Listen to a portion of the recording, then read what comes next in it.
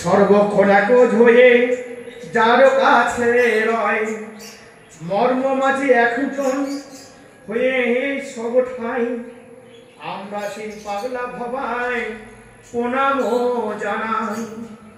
কৃপা সিন্ধু ভবা পাগলা ভব কর পার, তুমি ছাড়া কলিযুগে গতি নাই।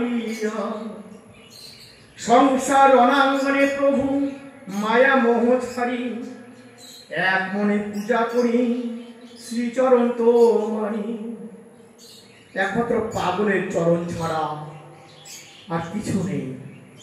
শুধু পাগলকে এখন স্মরণ করুন, পাগলের চরণে পড়ে থাকুন, পাগল আপনাকে রক্ষা করবে। তাই যুগে যুগে আবির্ভূত হয়েছেন শ্রীকৃষ্ণ চৈতন্য মহাপ্রভু, শ্রীরামকৃষ্ণদেব, বুদ্ধদেব, মহাবীর যত ছিলেন, পাপী তাপী যেন উদ্ধার করতে পুণ্যভূমি ভারতবর্ষকে। শ্রীমৎ এই যে আজকে ভাগবত পাঠ করছে, এই ভাগবত পাঠে অমূল্য সম্পদ আছে।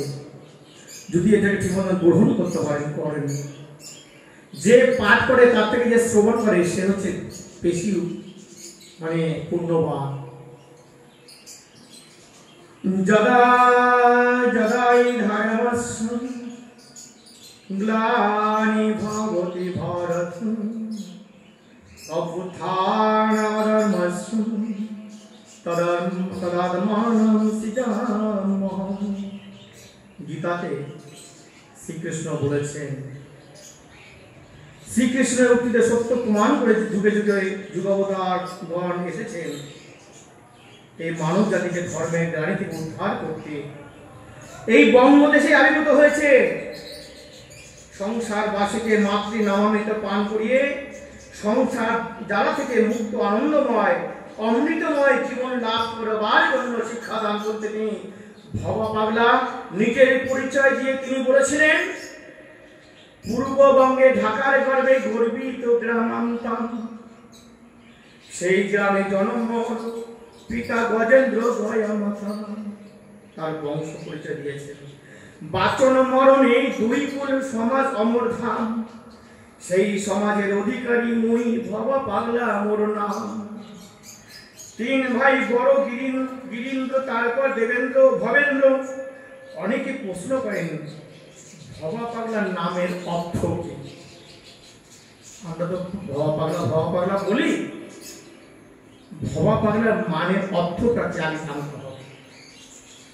ভবা উত্তরে বললেন, ভগবানের অর্থ হলো বিশ্ব জননী জনী, আর পান হল শিবলিঙ্গ।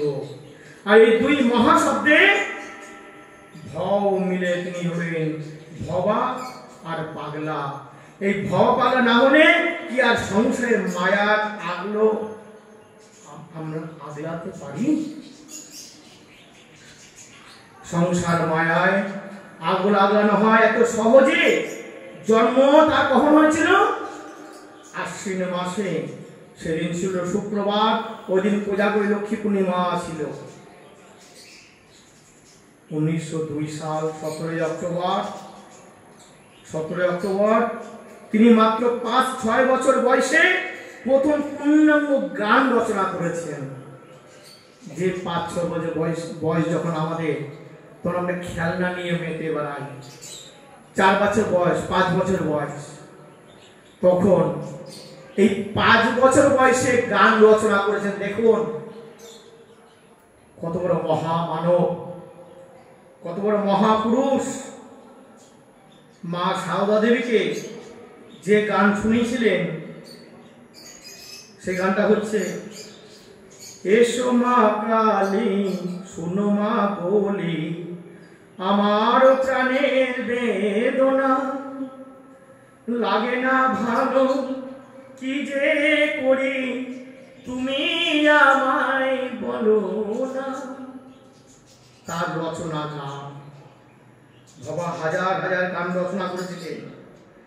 আরাধ্য দেবী মা কালী, তাকে নিয়ে ছোট বয়স থেকেই তিনি তার আরাধ্য দেবী বা নিজের সম্বন্ধে কেউ প্রশ্ন করলে গান গেয়ে তার উত্তর দিতেন।